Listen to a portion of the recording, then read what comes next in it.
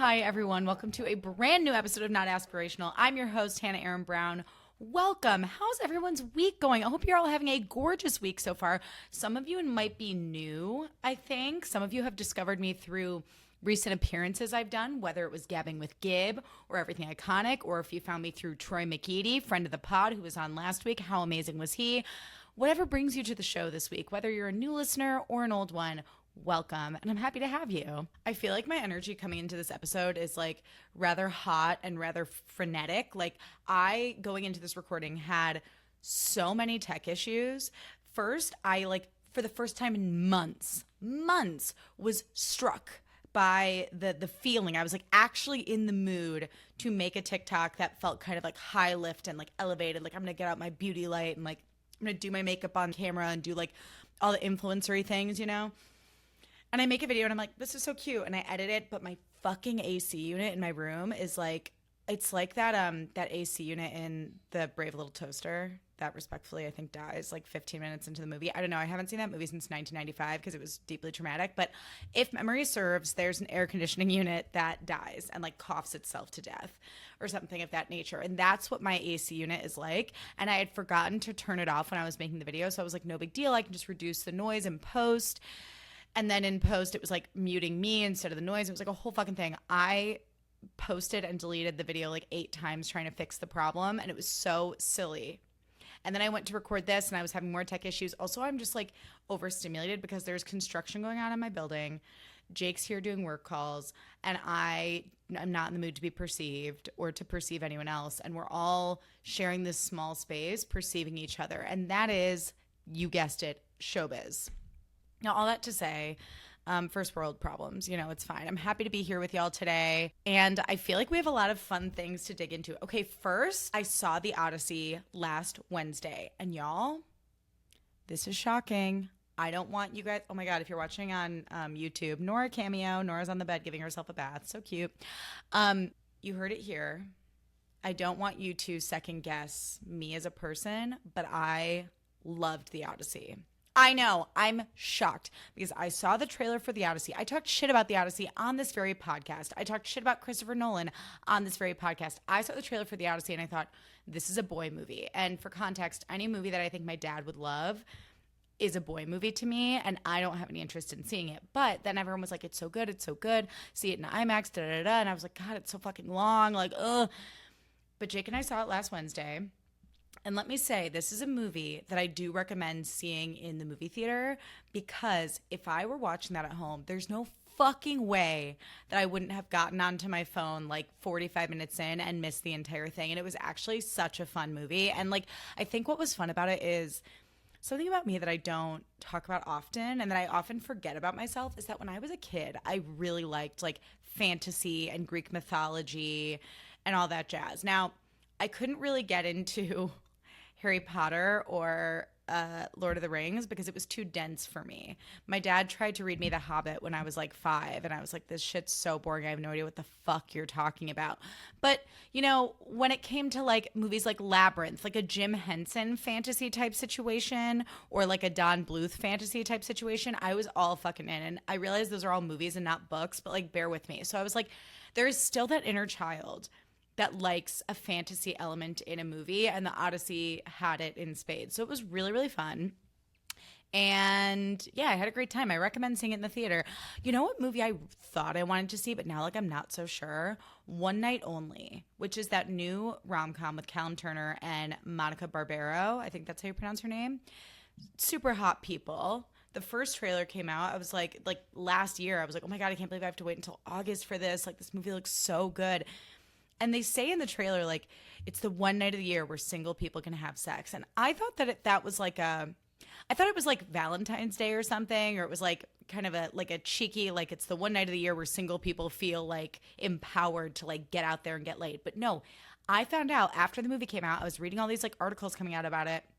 By articles, I mean headlines on Instagram. Yes, I am an academic, that were like, this movie is like fucked up and reflects like this really dark political climate we're in, because in the movie there is literally a government sanctioned one night a year where single people are allowed to get laid. And I said, what the fuck is that? How did this movie get made? How did this movie get made? And like, that is no shade to the beautiful Monica Barbero or Mr. Dua Lipa himself, Callum Turner. But I am saying in this climate, when I'm sold rom-com, I want a rom-com. I want romance and I want comedy. I don't want the dark and stormy, murky, dismal vibes of this fucking government shitting and pissing on my rom-coms. Like, I want to live in a world where things are beautiful and people are beautiful and everything goes right. And like, a government telling people when they can and cannot have sex does not fit the bill, and that really pisses me off. So I don't know that I'm going to see it. I'm definitely not going to pay like $25 to see it in the movie theater. That's for fucking sure, which is a huge bummer. I was actually thinking, speaking of rom-coms, walk with me here. Rom-coms, horny movies. Let's get into it. This morning, I was getting ready for my workout. It was like 5:30 in the morning, and I was emptying the dishwasher. And I have no idea why this thought popped into my head, but I do tell you guys my intrusive thoughts sometimes, like how Nora's favorite food is fried smelts and she carries one of them in her paw. New listeners, go back and listen to that episode if you want to. It's dumb. I'm getting into this habit where I tell people about the weird thoughts that pop into my head. Well, the weird thought that popped into my head this morning was, and this is a little interactive segment of the podcast. On the count of 3, I want you to name the horniest movie from your childhood. And I know that sentence sounds weird in essence, but you know what I mean. Like in Aladdin, when like Jasmine was like handcuffs, like that was like an inherently like sexy scene for a kid's movie, right? So on the count of 3, say in your head or out loud, whatever, the horniest movie from your childhood. 1, 2, 3. The Road to El Dorado. You guys, we're not talking enough as millennials about The Road to El Dorado, which was a DreamWorks movie about 2 hot brothers who like found treasure or something. And there was this like hot girl. It was like the original Challengers. It was like these 2 brothers, a blonde and a brunette, both meet this hot girl and she's like covering for them. And they're like con artists, voiced by Kevin Kline, one of my celebrity crushes. So fucking hot, especially in his youth, and Kenneth Branagh. Okay. This was the 90s, you guys, or maybe it was the year 2000, whatever. These were different times when like Academy Award winning actors and like Shakespearean actors would just like casually do VO for like a DreamWorks kids movie. That is the original Challengers. I mean, it was such a good movie. And I just remember like I could give a fuck about the treasure or whether or not they were going to find El Dorado or what. I didn't really understand the plot. All I understood as a kid was like there are 2 hot guys and 1 hot girl and they both have a crush on her. And that is interesting to me. That's what I remember from that movie. I was just thinking about that this morning, getting ready for my workout. I was like, what is the hottest movie from our childhood and why is it The Road to El Dorado and why is it the original Challengers? Let's talk about it. Okay, I'm moving along now. Sometimes in this life I feel really dumb. This was another intrusive thought I had over the weekend on my way to Pilates. Sometimes in my life I feel really dumb. And then I go back and forth with myself and I'm like, Hannah, you're not dumb. You're not dumb. You've made a lot of dumb choices. Sometimes you say dumb things, but you're not dumb. And then I thought back to when I was in 5th grade and I went with my mom to take your daughter to work day. And which I never knew was happening. Like my mom was never on top of it, but like the day before at school, like all the kids would be like, I'm so excited for take your daughter to work day tomorrow. And I would get home from school and be like, Mom, I guess tomorrow's take your daughter to work day. Like, can I go? Everyone's missing school for it. Da, da, da. So in 5th grade, my mom takes me to work with her. At the time, she worked at UBS Financial as a broker's assistant, hardworking lady. She took a smoke break in the middle of the day. Okay, my mom, she loved a cig, queen. I went to get her for something, and I went to run towards the front door of like the big office building and didn't realize that there was a wall of glass separating her office from the lobby. And so I just ran straight into a glass door, nearly broke my nose. My top lip like hit my braces, which impaled my lip. And then it like got really fat right away. I had the most intense nosebleed of my life. Everyone in the office was like, oh my God. I was like bleeding all over myself, all over the floor. It was truly the most fucked up humiliation ritual of my life, all because I wanted to fit in and go to take your daughter to work day. And I really don't know why I was thinking about this on my way to Pilates. I think I'm like plagued by shame sometimes in a way that I shouldn't be, where like I think about like all the embarrassing shit that I did as a kid and I'm like, like it's like it wakes me up. It's like a daytime nightmare, you know, it's like a jolt of like, oh my God, that was a fucked up time. I'm in therapy, don't worry you guys, but I was just like, how dumb must you be to run into a glass door? Full speed, run into a glass door. And yeah, I was only like 9, but still, full speed ran into a glass door. I didn't end up breaking my nose. I do have like a little bump in it to this day that I don't think I would have had otherwise, but I think it's kind of slay. Like, I think it's cute. But I also remember being sad because like the next day we had like a walk for a charity at my elementary school, and I was like, I can't go to school looking like this. Like, I look like I got punched in the face, and I have like my mouth is like swelled over my braces. Like, I looked insane. I looked like Sloth from the Goonies. And my mom was like, no, you can't miss walking for charity because of like this. Like, it's not a big deal. No one else can notice. No big deal. And I showed up the next day like all fucked up, and we walked around the field, and I was like, I ran into a glass wall yesterday. Crazy story. I don't know. Maybe I'll cut that. Who's to say? Also, I have a book rec for you, and it's called A Good Person by Kirsten King. When I tell you, I have not encountered a book like this in so long, like a book that I just had to devour as fast as I could. And I listened to the audiobook, which was amazing. I highly recommend it because the voice actor who reads it is so good. And like, just like the way she gets into character is amazing. I was all in on this book. I was like so close to DMing her and being like, the way you read that book was transcendent. But basically, it was really popular like last year, so I'm a little late to it. But it's a zillennial version of Gone Girl, and I don't want to give anything away, but it's narrated by this girl in her late 20s named Lillian, and she is so unhinged and so fucking funny. It's really darkly funny, and one of my favorite books of all time is American Psycho by Bret Easton Ellis. And it kind of reminds me of like American Psycho meets Gone Girl, where you have this like unhinged narrator who at times you're rooting for, at times you're like, what the fuck are you doing? And that's where I'll leave it. But it is a mystery, and it's so fun and so girly pop, and it was really inspiring and empowering to read. So highly recommend. Okay, also something that I saw on Instagram recently was that in Botswana, there was a tourist boat like exploring the lakes, the rivers. I don't know. There was a tourist boat in Botswana that got charged by a hippo, a massive hippo. And if you look up this video, if you just Google like tourist boat hippo Botswana, you'll see it. It literally looked like the hippo was like doing the butterfly stroke. Like, I was genuinely shocked by how graceful and agile this massive hippo was as it charged the boat. But that hippo was pissed. Whoa, I just got crazy deja vu. That hippo was pissed. It was like mouth open, ready to crush the boat and its passengers. And I was like freaked out as fuck, but I also watched the clip no less than 20 times. And I was like, what would I do if I were on a tourist boat in Botswana being charged by a hippo?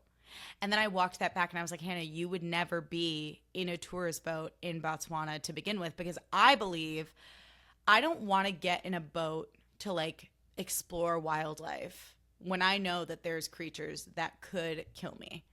A hippo, a gator, a shark. Like, I don't really take to the ocean. I live in LA. I don't really like the ocean. I'm a pool girly. And if I'm in the Midwest or somewhere near a lake, I love a lake. I don't really fuck with the ocean. I would never, for sport, for funsies, be like, yeah, let's get in this little dinghy and just like boop, boop, boop, boop, boop, like Theodore Tugboat style. Just boop around the water and like see what we can see. Like, absolutely not. Like, they are entering that hippo's house without permission. Okay.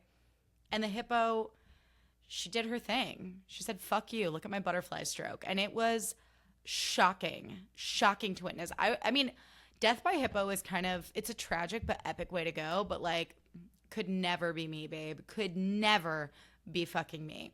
Those were all my unhinged thoughts for this week. That was my brain dump, if you will. Now we have some pop culture things to get into, so we're going to take a quick break here, and then we'll get into it. Welcome back, everybody. Okay, so first thing I want to talk about in regards to pop culture is there is one giant slut in Hollywood right now, and we need to acknowledge them, and that is Joe Jonas in a cowboy hat. Joe Jonas was spotted on tour singing the song Burnin' Up, wearing a Stetson with his slutty little Uncle Jesse jeans and his slutty little Uncle Jesse black cowboy boots and his slutty little black tank top and his slutty little Uncle Jesse studded belt. And he's like, I'm hot. I don't even know the words to Burnin' Up, okay? All I know is he says, I'm hot in the clip. And I've seen this clip from like different angles 75 times. Joe Jonas's vocals over the last few years have gotten really fucking good. And sonically, I think Jonas Brothers are doing what Charlie Puth should have done, before he lost his sporkle. Okay. But I digress. Let's stay there for a second. New listeners, I used to be obsessed with Charlie Puth. He famously duetted me on TikTok, but then took it down. It was traumatic for me, to say the least. I used to call him the Billy Joel of our time. That is a very generous thing coming from me as like a giant Billy Joel fan. But then he lost his sparkle, unfortunately. I have never seen someone so musically talented make so many flops. Like, I feel like Boy is his like all-time best song. Like, that is like the apex of what Charlie Puth can do when he's at his best. But now I just feel like musically it's like, what are we doing? Like, his sound is so juvenile, and like he hasn't evolved as he's gotten older. And what I would say about the Jonas Brothers is they made the transition from cute like teen boy band to like hot man boy band beautifully. And their sound has evolved to reflect what they can do now vocally, what they care about. They can sing about things like sex and marriage and family and things like that. And it's like, it's great. Anyway, Joe Jonas's vocals he does this growly thing that does a lot for me. Okay. So now my TikTok algorithm is videos of like hippos charging boats in Botswana, and then like Joe Jonas being hot on tour in his slutty little outfits. And the cowboy hat it took me over the edge. I was like, all right, you're a fucking whore for that. You're a slut. I think about like how hot it was in like the early 2000s when like a hot girl would like wear a bikini at a pool with like a straw cowboy hat. Like, that was such like a Carmen Electra, like Jessica Simpson kind of vibe that I will forever be chasing. But I don't have the confidence to wear a cowboy hat. And I do think if you're going to choose to wear a cowboy hat, you have to fucking commit to it. When I tell you, Joe Jonas committed to this hat in a way that did a lot for me and the Joe Jonas loving community. And like, I'm so grateful for that. Like, what a time to be alive. Now, this time last year, my hyperfixation was Ben Affleck, and I could never let Ben Affleck go. You know, sometimes I have like a falling asleep fantasy of like, I'm leaving a party and I'm looking like for my Uber and I accidentally run into his husky chest because he's like 6'4" and I'm like 5'3". So I would just run straight into his chest and I'm like, oh, sorry. And then we start talking. And it never goes further than that. Not because I'm married, but because I fall asleep. But it's a good fantasy. So that said, I love Ben Affleck, but right now I'm in a deep Joe Jonas hole. And I remember when Camp Rock came out and I must have been like 12 or 13. And I was like, who is that? And I'm thrilled that as an adult, I get to feel the same way. Now, what I can't do, what I won't do, unfortunately, and like, feel free to get mad at me for this. Like, I think this is fair. I will not go down the rabbit hole of what happened with him and Sophie Turner, because I don't know. Like, I don't follow like celebrity divorces like that. Like, I don't like get into the nitty gritty of like, oh, like custody. No. I don't really care. But Sophie Turner seems cool as fuck. And I remember the vibe was that it was messy. So I don't really, ignorance is bliss. I just want to have my little parasocial TikTok crush where I look at his slutty outfits and I listen to him growl into the microphone while he's singing and I go, oh my God, that's so sexy. And then I move it along. I keep it fucking moving. If I know too much, isn't this the truth with like every celebrity crush though, right? Every man celebrity crush, it's important to make that delineation. Every man celebrity crush will let you down in one way or another. And that is such a bummer. Now, that said, don't come into my DMs with info about him and Sophie's divorce. I don't know that I could take it, at least not right now. Moving right along.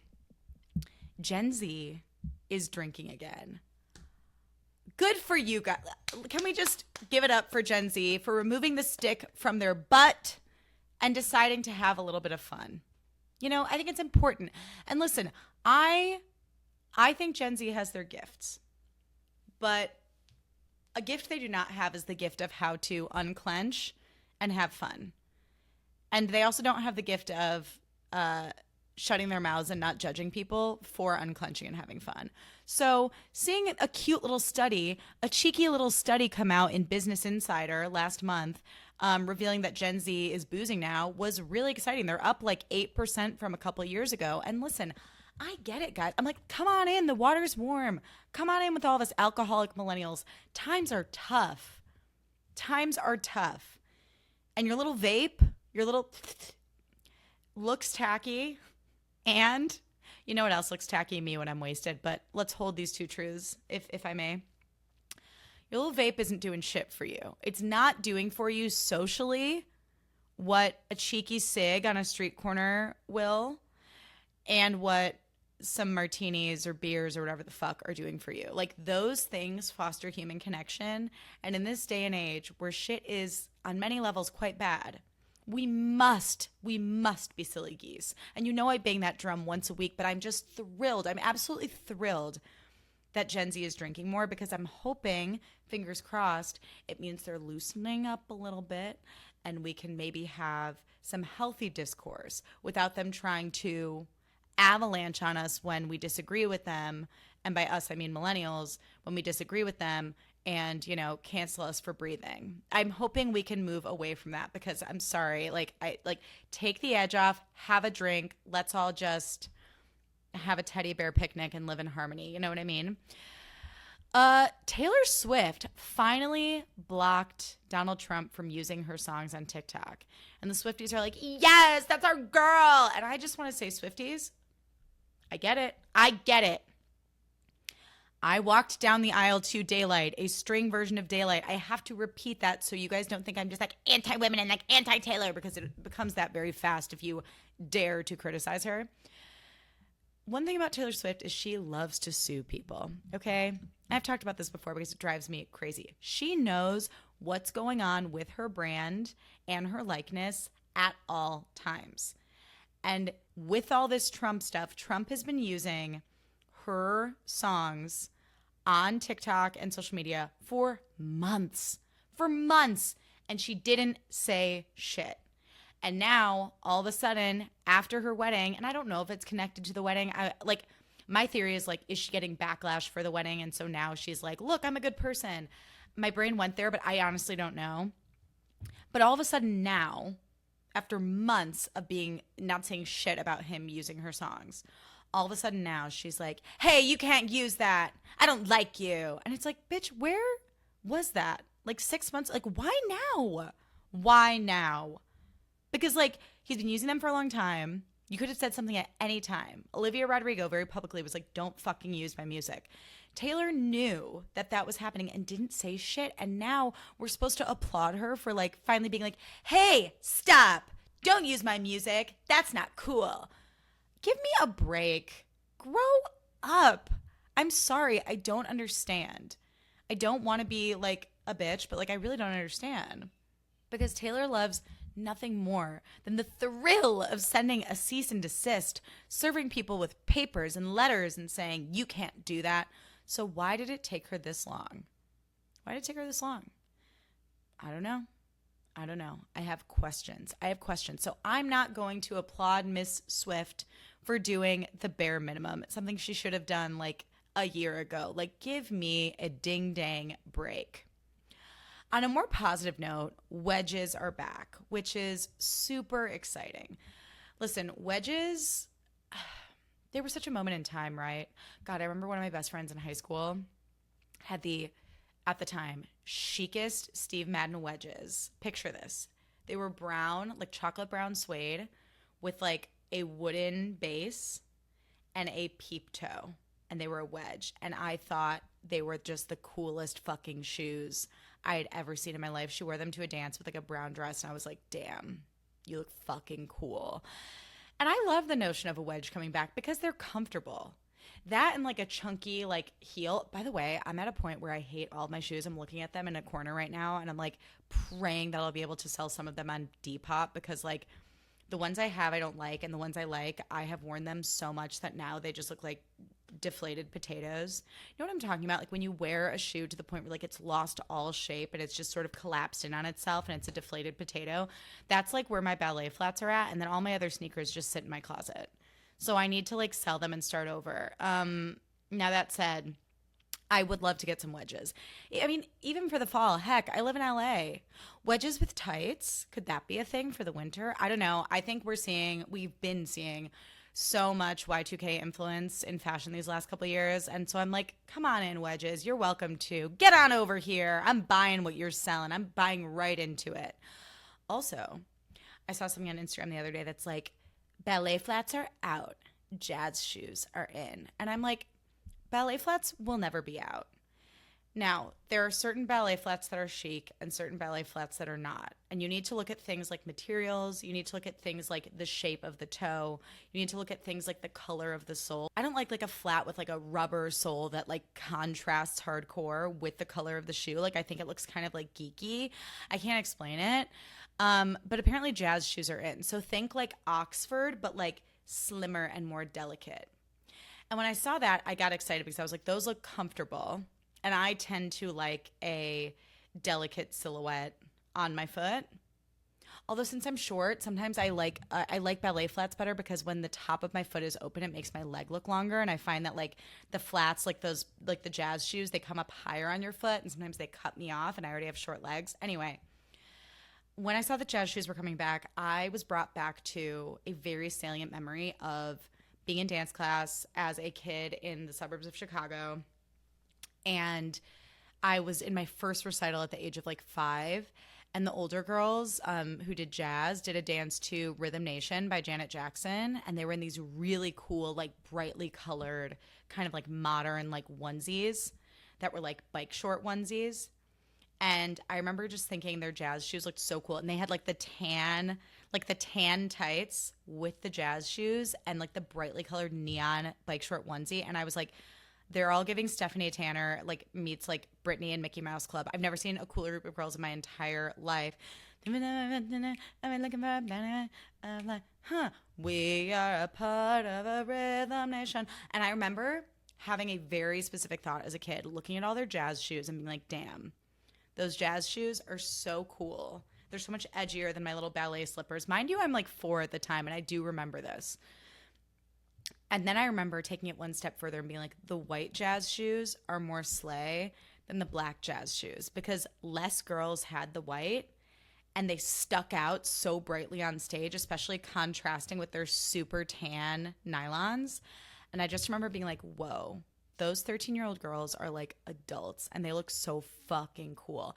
So with the jazz shoe trend, I'm like, yes, it might chop off my leg in a weird way. So I do have to be careful of that.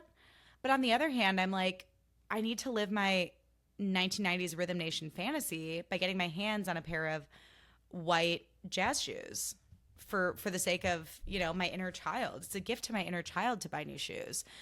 Yeah. I think there's probably a lot of ways you could style them, but I do think when it comes to like a little delicate like lace-up shoe, it can look very oh God.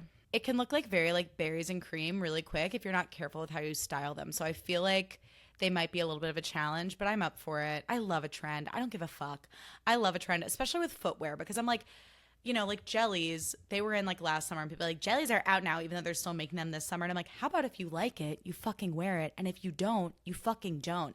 I love a trend. And I will ride that trend into the sunset for as long as I fucking feel like, even when it's done. And that's showbiz. That's the way I choose to live my life. Also, on the topic of jazz shoes, sorry, another tangent from my dance class days. There were the girls who did ballet. They had ballet shoes. There were the girls who did modern and had those little like panties for their feet. And then that like just went on like the front of your foot. And then there were the girls that were like serious jazz girls / hip hop girls that had like the full-on sneakers with like a chunk of rubber in the front and the back, but then the middle of the sole was like flexible so you could point. Do y'all know what I'm talking about? Because I remember like those ones were so much more expensive than like the flimsy like regular jazz shoes, the aforementioned. These ones were like hardcore and they were uglier, but they did communicate like you're a more serious dancer. Like, yes, you're only 10, but you get private dance lessons and acting lessons and you might be auditioning for Broadway right fucking now. I remember taking this like triple threat class as a kid where it was like you did like acting for an hour, you did dance for an hour, you did singing for an hour. Maybe it was shorter than that, whatever. It felt really long. I was in like 6th grade. And I remember some of the girls had like the sneaker jazz shoes. And I was like, these are fucking serious. And they were so good and so serious about their craft at the age of 10. And I was like, you know the secret? It's the shoes. And then, you know what? For years, that started a complex where I thought like you have to get the nicest, most expensive thing to be like to showboat that you're like good at something. And now let me tell you fucking something. I've been in LA 8 years. I've been to so many acting classes. I've seen kids bring in tapes where they have like the most stunning self-tape setup in the world. Beautiful backdrop, amazing lighting. They're gorgeous. they can't act for shit. So this is a total tangent that I did not plan on, but let this be a lesson to you.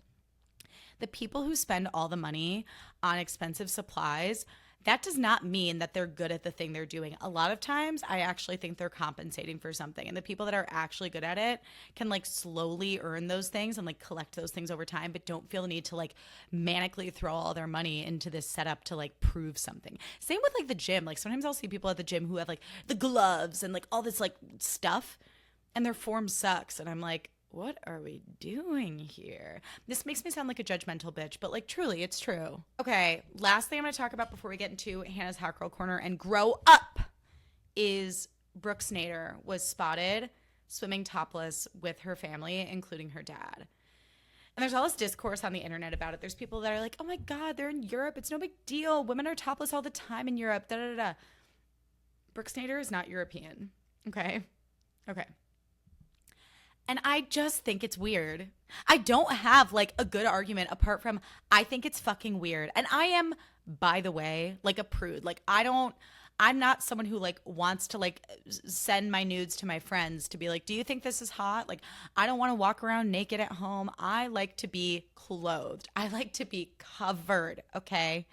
I go to bed with like a full butt panty most of the time. Very, very rarely am I going commando anywhere, even bed. So like I am a prude. So what I say is not, like I'm not the judge and jury. I do think it's fucking weird to, as a grown woman, have your dad see your tits. Honestly, like I would argue, for me, it's just like once I had tits, I wasn't showing them to anyone in my family. Like I just wasn't. I wasn't. And like they're all just on a boat giggling and Brooke Snyder's tits are out and she's like, woo, like jumping off the boat with her tits in the air and her dad are laughing and her nips are out. And I'm just like, huh. I think the Naders are a weird family. And listen, maybe that's why they have a reality show. Like, I don't think perfectly normal people make for great TV. Like, they're a very interesting family. But I saw those pictures and I just got the ick. I said, get out of my house in the name of Jesus, get out. I could not. I cannot co-sign being topless in front of your dad. I just can't. I can't. Ugh, ack. Okay, now let's get into Hannah's Hot Girl Corner. Okay, so for my birthday this year, Jake got me a hair tool that I've been wanting for so long. And it is the Bondi Boost Thermal Brush, specifically with the long barrel. If you have long hair, the long barrel is excellent. And I finally used it last week, and I just absolutely loved it for giving you that like at-home blowout kind of look. I just think it's like easier than anything else I've used. It's designed to be used on dry hair. And I will say, because my hair is so wavy, especially at the roots, I had to go in with my flat iron and kind of give it like a rough straighten and then go in with the Bondi Boost Thermal Brush because like it couldn't straighten my hair on its own. Like it got it like 75% of the way there, but I really wanted like a sleek but bouncy blowout. So I had to intervene with my flat iron. But that said, I think it's just a great product. It makes your hair so shiny. It doesn't damage it at all. It's a little over $100. So in the grand scheme of hair tools, I mean, if you think about like a Dyson going up to like $500, it's like more affordable and it's super user friendly. It's just a little flick of the wrist. And then before you know it, you have big bouncy waves, very sleek, bouncy, like Penelope Cruz type blowouts at home. And I highly recommend it because having a blowout makes me feel very hot and like I have my shit together. And some outfits just call for like straight hair or blow dried hair or, you know, like more of like a smooth hairstyle as opposed to like Carrie Bradshaw, like curls and waves, in my opinion. So it's nice to have that option. Now let's get into grow up. This is something inspired by an experience I recently had. I was at an event and I ran into someone that I knew from work many, many years ago.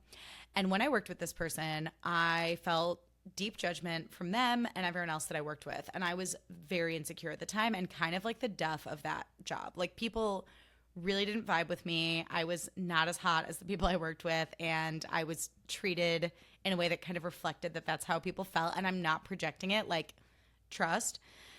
And I ran into this person and we kind of catch up a little.